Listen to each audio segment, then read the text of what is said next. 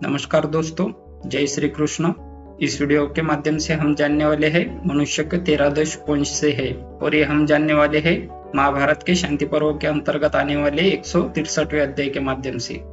तो हमारे 13 मुख्य दोष है क्रोध, काम, शोक, मोह, विधित्सा यानी कि शास्त्र विरुद्ध काम करने की इच्छा, परासुता यानी कि दूसरों को मारने की इच्छा, मद, लोभ, मात्सर्य, ईर्ष्या, निंदा, दोष दृष्टि और कंजूसी।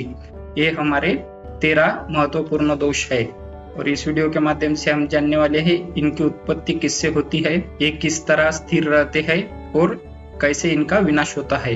ये सब कुछ हम इस वीडियो के माध्यम से जानने वाले हैं। तो सर्वप्रथम हम जानेंगे क्रोध। तो क्रोध लोभ से उत्पन्न होता है, दूसरों के दोष देखने से बढ़ता है, क्षमा करने से थम जाता है और क्षमा से ही निवृत्त हो जाता है। तो ये था हमारा प्रथम दोष क्रोध। हमारा दूसरा दोष है काम। काम संकल्प से उत्पन्न होता है, उसका सेवन किया जाए तो बढ़ता है, और जब बुद्धिमान पुरुष उससे विरक्त हो जाता है तब वह काम तत्काल नष्ट हो जाता है। तो ये था हमारा दूसरा दोष। अभी हम तीसरे दोष के बारे में जानेंगे, और तीसरा दोष है परासुता। परासुता यानी कि दूसरों को मारने की इच्छा। क्रोध और लोभ से तथा अभ्यास से परासुता प्रकट होती है। संपूर्ण प्राणियों के प्रति दया से और वैराग्य भाव से वह निवृत्त होती है। परदोष दर्शन से इसकी उत्पत्ति होती और बुद्धिमानों के तत्व ज्ञान से वह नष्ट हो जाती है। हमारा चौथा दोष है मोह। मोह अज्ञान से उत्पन्न होता है और पाप की आवृत्ति करने से बढ़ता है। जब मनुष्य विद्वानों में अनुराग करता है तब उसका मोह तत्काल नष्ट हो जाता है। तो ये था हमारा चौथा दोष। अभी पांचवा दोष समझते हैं, और पांचवा दोष है विधित्सा। जो लोग धर्म के विरोधी शास्त्रों का अवलोकन करते हैं उनके मन में अनुचित कर्म करने की इच्छा रूप विधित्सा उत्पन्न होती है।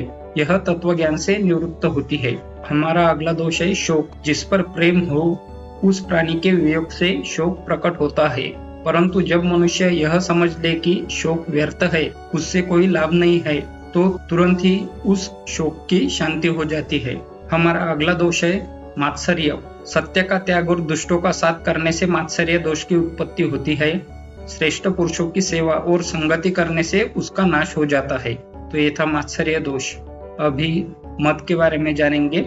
अपने उत्तम कुल, उत्कृष्ट ज्ञान तथा ऐश्वर्य का अभिमान होने से देहाभिमानी मनुष्यों पर मद सवार हो जाता है, परंतु इनके यथार्थ स्वरूप का ज्ञान हो जाने पर वह मद तत्काल उतर जाता है। अभी अगले दोष के बारे में जानेंगे, और अगला दोष है ईर्ष्या। मन में कामना होने से तथा दूसरे प्राणियों की हंसी खुशी देखने से ईर्ष्या की उत्पत्ति होती है तथा विवेकशील बुद्धि के द्वारा उसका नाश होता है। अभी हमारे अगले दोष के बारे में जानेंगे, और दोष है निंदा। समाज से बहिष्कृत हुए नीच मनुष्यों के देशपूर्ण तथा अप्रामाणिक वचनों को सुनकर भ्रम में पड़ जाने से निंदा करने की आदत होती है, परंतु श्रेष्ठ पुरुषों को देखने से वह शांत हो जाती है। अगला दोष है असूया। जो लोग अपनी बुराई करने वाले बलवान मनुष्यों से बदला लेने में असमर्थ होते हैं, उनके हृदय में तीव्र असूया दोष दर्शन की प्रवृत्ति पैदा होती है, परंतु दया का भाव जागृत होने से उसकी निवृत्ति हो जाती है। अगला दोष है कंजूसी यानी कि दैन्य भाव। सदा कृपण मनुष्यों को देखने से अपने में भी दैन्य भाव यानी कि कंजूसी का भाव पैदा होता है। धर्मनिष्ठ पुरुषों के उदार भाव को जान लेने पर वह कंजूसी का भाव नष्ट हो जाता है। तो ये था कंजूसी दोष। अगला दोष है लोभ। प्राणियों का भोगों के प्रति जो लोभ देखा जाता है वह अज्ञान के ही कारण है। भोगों की क्षणभंगुरता को देखने और जानने से उसकी निवृत्ति हो जाती है। तो ये थे मनुष्यों के 13 दोष। कहते हैं ये 13 दोष शांति धारण करने से जीत लिए जाते हैं। आशा है आपको ये जानकारी अच्छी लगी होगी। अगर आपको ये जानकारी अच्छी लगी है तो वीडियो को लाइक करें। अगर आप चाहते हैं ये जानकारी अन्य लोगों तक पहुंचनी चाहिए तो वीडियो को शेयर करें, और इसी तरह की जानकारी आप तक पहुंचती रहे इसके लिए इस चैनल को सब्सक्राइब करें, क्योंकि मैं इस चैनल पर महाभारत के विषय में विभिन्न जानकारी जैसे धर्म, अर्थ, काम, महाभारत युद्ध, महाभारत के विभिन्न पात्र, इन सब की जानकारी तथा रामायण के भी वाल्मीकि रामायण से ही जानकारी इस चैनल पर देने वाला हूँ। तो आज के वीडियो में बस इतना ही। फिर मिलेंगे अन्य विषय के साथ। तब तक के लिए जय श्री कृष्ण, जय श्री राम।